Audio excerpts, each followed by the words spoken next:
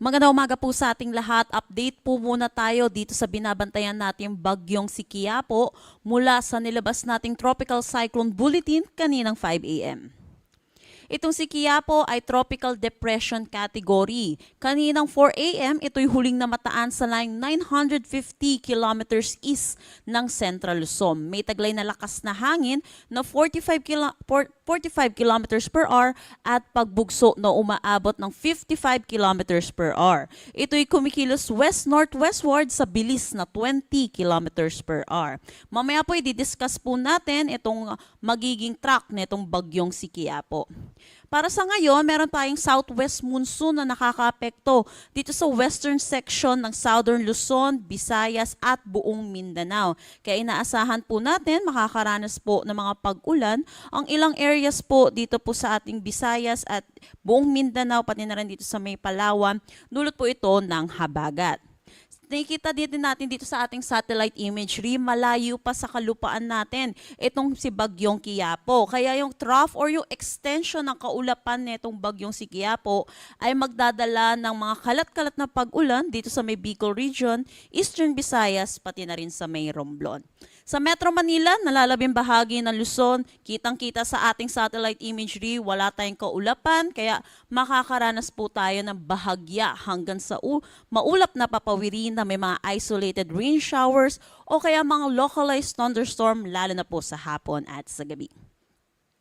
Dahil dito sa bagyong si Quiapo, meron na tayong Tropical Cyclone Wind Signal number 1 sa Batanes, Cagayan, kasama na ang Babuyan Islands, Isabela, Apayao, Abra, Kalinga, eastern at central portion ng Ifugao, Ilocos Norte, Ilocos Sur, northern portion ng Aurora. Baka magtaka po yung ating mga kababayan dito po sa may northern Luzon. Meron po tayong bagyo at meron na rin po tayong mga tropical cyclone wind signal. Pero bakit maaraw pa rin po dito po sa aming lugar? Dahil po nagtaas po tayo ng tropical cyclone wind signal number 1 na may lead time na 36 hours bago po niyo maranasan yung malalakas na hangin na dulot nitong bagyong si Quiapo para po makapaghanda po tayo. Para naman sa ating forecast track dito sa bagyong si Quiapo, gaya po ng sinabi ko kanina, malayo pa po ito dito sa ating kalupaan. Inaasahan po natin bukas, posible ito maging isang ganap na tropical storm category kung saan na pinakamataas po nating tinataas na tropical cyclone wind signal ay signal number 2. Posible po itong mag-close approach or mag-landfall dito sa may Babuyan Islands. Pero makikita din natin dito sa ating track, pasok po sa ating cone of probability itong Cagayan, kaya hindi rin po natin inaalis yung posibilidad kung baka dito po ito mag-landfall. Pero para po sa ating mga kababayan, pinapaalalahanan po natin sila na ito po nakikita po natin ay makakaranas po ng malawakang pag-ulan dito po sa may northern Luzon, dulot po netong si bagyong si Quiapo. By Saturday, lalabas na po ito ng ating Philippine Area of Responsibility at nakikita din natin mag-i-intensify ito bilang isang severe tropical storm. Para naman sa ulan na inaasahan po natin sa susunod na 3 araw, ngayong araw, dahil malayo pa po yung bagyo, wala pa naman po tayong mararanasan ng mga pag-ulan dulot nito. Sa ngayon, ito ay dulot ng southwest monsoon or habagat. Inaasahan natin ang 50 to 100 millimeters of rain sa Negros Oriental, Zamboanga Sibugay, Zamboanga del Norte, Zamboanga del Sur, Lanao del Norte, Lanao del Sur, Maguindanao del Norte, Sultan Kudarat at Sarangani. Kung maaalala din po natin, noong mga nakaraang araw ay nakakaranas na rin po ng mga pag-ulan.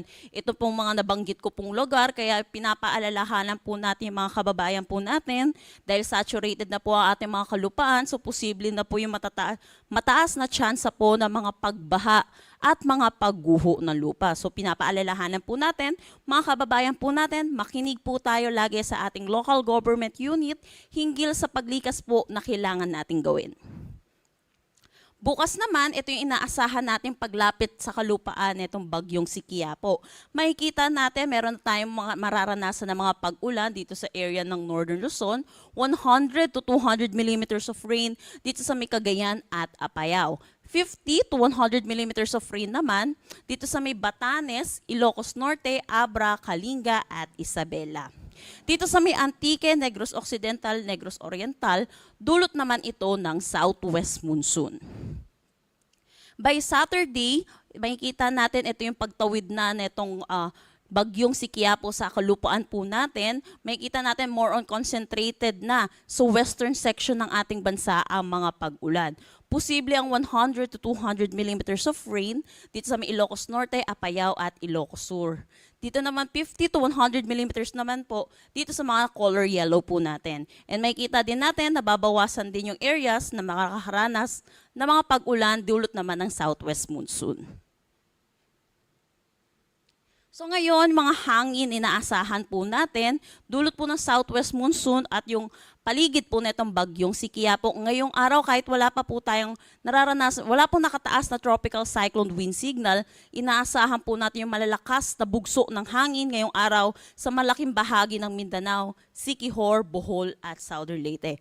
Bukas, ito po yung paglapit niya po sa ating kalupaan, ay nakikita natin malaking bahagi na ng ating bansa ang makakaranas na malalakas na bugso ng hangin kahit wala po tayong tropical cyclone wind signal sa ating mga lugar.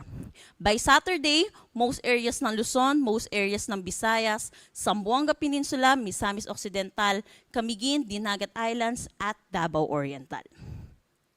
Sa ngayon, wala pa tayong nakataas na anumang gale warning sa anumang seaboards ng ating bansa. Pero pinapalalahanan po natin mga kababayan po natin na posible po tayo magtaas ngayong araw ng gale warning dito po sa area ng Northern Luzon. So yun po, pag meron po tayong gale warning ay pagpaliban po natin ang pagpalaot sa karagatan po natin. At yan po muna ang latest dito sa Pag-asa Weather Forecasting Center. Next update po natin ay mamayang 11 a.m. Para sa karagdagang